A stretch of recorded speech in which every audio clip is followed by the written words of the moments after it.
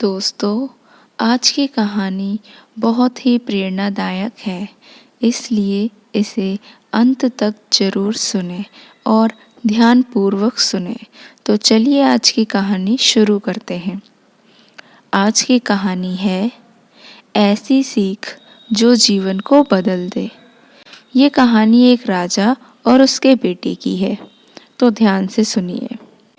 एक राजा था जिसका नाम रामधन था। उनके जीवन में सभी सुख सुविधाएं थीं। राजा राज्य का कामकाज भी बहुत अच्छे से संभाल रहा था।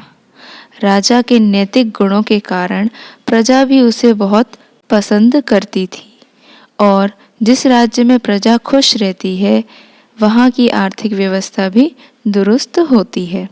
इतने सुखों के बाद भी राजा दुखी रहता था क्योंकि उसकी कोई संतान नहीं थी। इस बात का गम राजा को अंदर ही अंदर सताता रहता था। प्रजा भी इस बात को लेकर बहुत चिंतित थी और दुखी भी थी। वर्षों के बाद राजा की यह ख्वाहिश भी पूरी हो गई और उसे एक पुत्र की प्राप्ति हुई।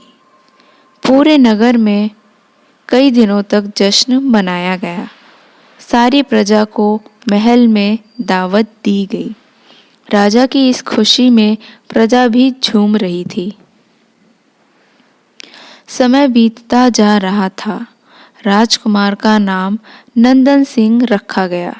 पूजा पाठ एवं इंतजार के बाद राजा को संतान प्राप्ति हुई थी, इसलिए उसे बड़े लाड प्यार से रखा जाता था। लेकिन किसी भी चीज़ की अति अच्छी नहीं होती। ऐसे ही अधिक लाड प्यार से नंदन सिंह भी बिगड़ गया था।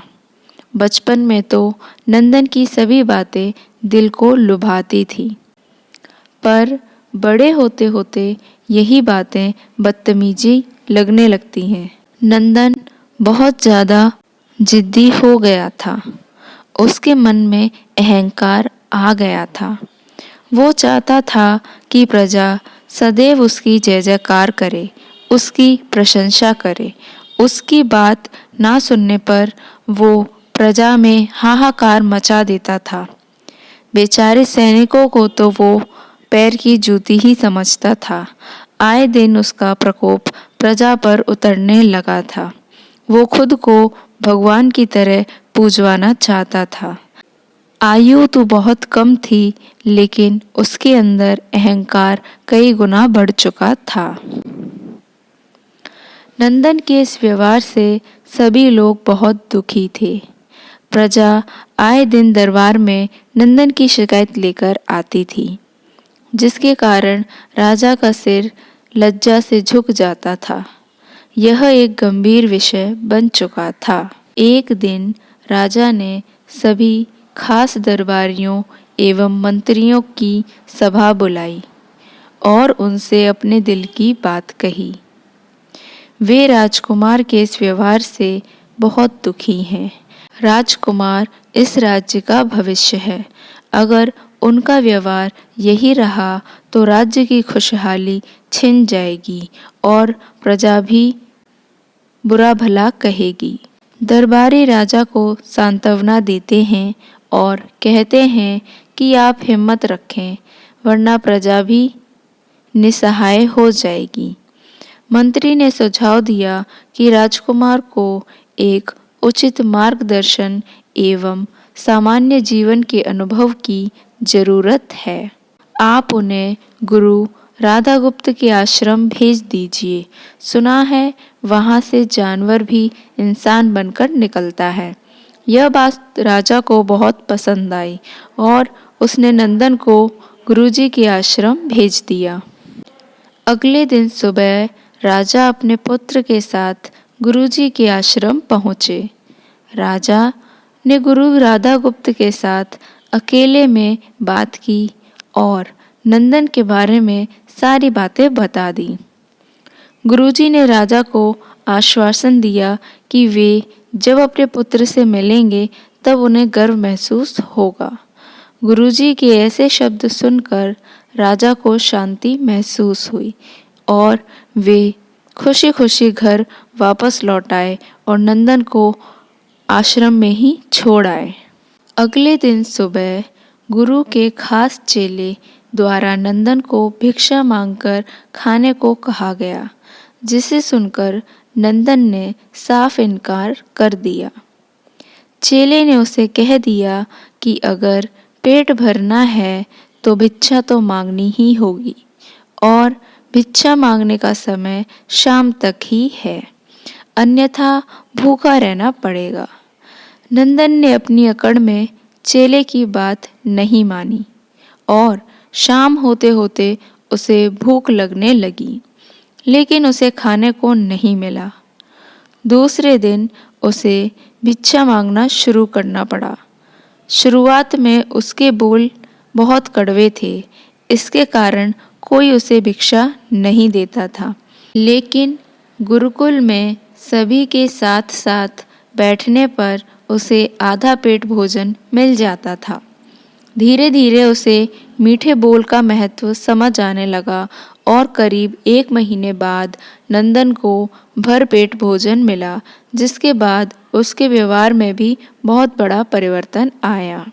इसी तरह गुरुकुल के सभी नियमों ने राजकुमार में बहुत से परिवर्तन किए, जिसे राधागुप्त भी समझने लगे थे। एक दिन राधागुप्त जी ने नंदन को अपने साथ सवेरे सैर पर चलने को कहा। दोनों सैर पर निकल गए। रास्ते भर बहुत बातें की। गुरुजी ने नंदन से कहा कि तुम बहुत बुद्धिमान हो और तुम में बहुत अधिक ऊर्जा है, जिसका तुम्हें सही दिशा में उपयोग करना आना चाहिए। दोनों चलते चलते एक सुंदर बाग में जा पहुँचे, जहाँ बहुत सुंदर सुंदर फूल लगे थे, जिनकी वजह से बाग में बहुत ही अच्छी महक आ रही थी। गुरुजी ने नंदन को कहा कि जाओ बाग से कुछ फूल तोड़ लाओ पूजा के लिए, और गुलाब के फूल ही तोड़कर लाना। नंदन झट से सुंदर सुंदर गुलाब तोड़ लाया और अपने गुरुजी के सामने रख दिए।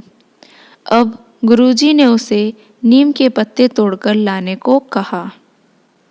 नंदन वो भी तोड़ लाया।